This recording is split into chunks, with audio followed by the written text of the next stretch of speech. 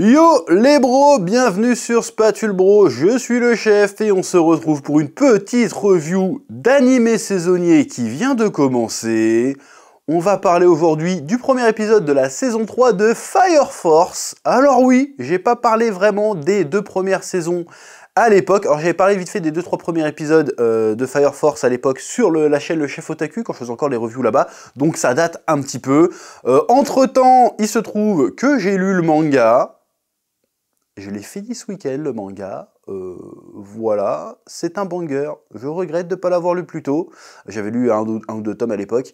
J'avais même fait une interview de l'auteur à l'époque à la Japan Expo. Vidéo Kamega Bidé, hein, comme quoi, voilà.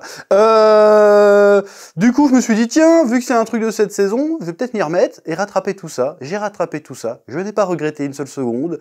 Et j'ai regardé l'animé. Et je n'ai pas regretté une seule seconde non plus. Alors, regarde, quand je dis que j'ai regardé l'animé, je me suis pas retapé les deux saisons. Disons que j'ai rattrapé le manga, du coup je vois à peu près où on est dans l'animé. Donc j'ai repris en plus je vous avais demandé sur le post communauté de la chaîne YouTube, c'est quoi vous regardez cette saison, Fire Force, est beaucoup ressorti. Du coup, eh ben ça tombe bien, l'occasion fait le larron. On va parler de Fire Force cette saison, si ça marche. Sinon je fais 2-3 épisodes et puis j'arrête, comme d'habitude. Bref, avant ça, Spatule Jump numéro 1 est toujours en précommande. Le Shonen Jump Made in Chef Otaku, Made in Spatule Bro. 5 histoires courtes par 5 artistes mangaka francophones, amateurs pro confirmés de différents horizons. Découvrir des univers, découvrir des artistes, mettre en avant la création indépendante française. C'est avec le Spatule Jump. Et en plus, il y a un voyage au Japon à gagner pour toute contribution au projet. Je vous laisse voir ça dans la description, découvrir les projets dans la page Ulule. Donc c'est en description et dans le commentaire épinglé, et j'ai place à la petite review. Oui.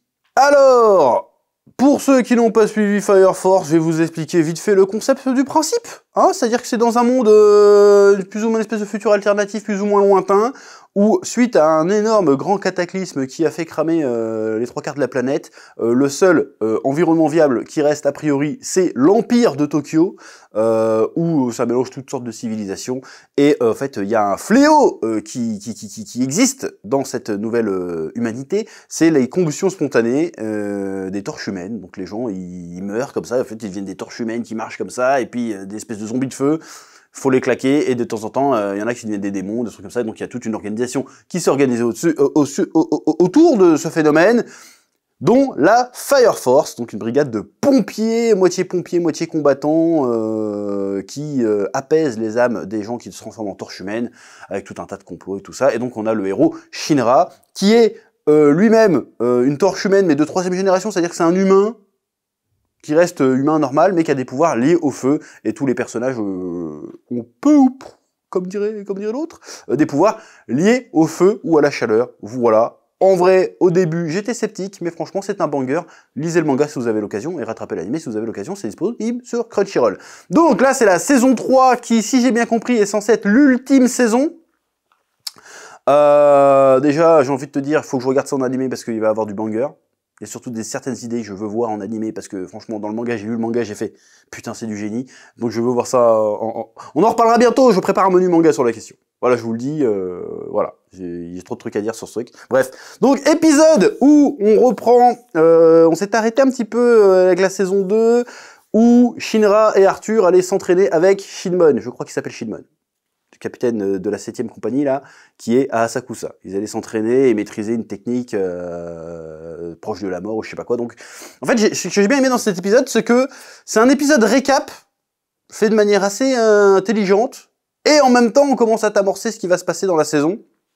Donc les premières minutes, c'est vraiment, vas-y, on fait le tour de la brigade, avec résumé de ce qui s'est passé, en mode plutôt rapport. Alors, qu'est-ce qui s'est passé? Bah là là là là. Et tu vois les personnages s'entraîner, puis en même temps, tu les vois, tu vois leur balancer une petite réplique qui te rappelle leur personnalité, et qui te rappelle aussi leur pouvoir. C'était plutôt bien foutu, avec aussi une nouvelle explication, à nouveau, sur le contexte de l'univers de Fire Force. Bref. La scène que j'ai trouvé, le passage que j'ai trouvé le plus intéressant, c'est tout le délire quand il y a Omea, je sais pas comment on prononce dans l'animé, par contre je crois que c'est Omea, avec son pote, le gros Renoir, trop stylé, je sais plus comment il s'appelle, Sharon, qui débarque dans l'église du Saint-Soleil, je crois que c'est ça, hein, l'église du Saint-Soleil, ça s'appelle, et en fait il se rend compte que finalement les hommes en blanc et tout ça, et les chevaliers de je sais plus quoi, et ben en fait ouais je sais, c'est les chevaliers de Un truc pourpre, je sais plus c'est quoi le nom, de Cendré, je sais plus. Donc t'as les hommes en blanc qui étaient une espèce d'organisation, parce qu'il y a plusieurs organisations qui s'affrontent en fait dans ce manga, et il y a l'organisation qui est censée être les gros méchants bad guys, les hommes en blanc qui sont mystérieux, qui essayent d'évoluer autour d'un culte bizarre, qui du coup se retrouvent à la tête de l'église du Saint-Soleil. Donc en fait tu te rends compte que depuis le début ils étaient plus ou moins de mèche.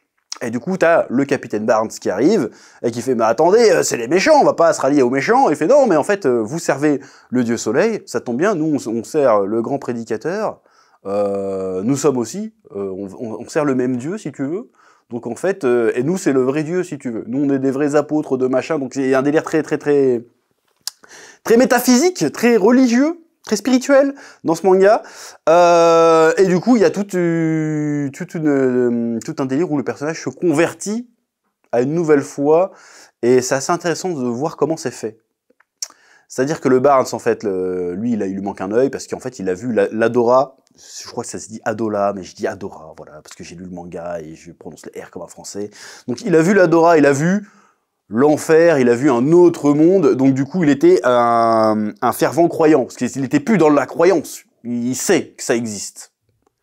Donc c'était un fervent croyant, et là, il rencontre des gens qui lui disent « Non mais moi je viens directement du patron en fait, c'est plus ou moins Dieu qui m'envoie en fait, et je peux te prouver que Dieu est avec moi, vas-y tiens regarde je te montre directement », et le gars la révélation, parce qu'il y a toutes ces convictions, si tu veux, genre mais attends mais c'est des méchants, ils veulent la destruction du monde et tout, mais en même temps, merde, j'ai consacré ma vie entière à cette croyance.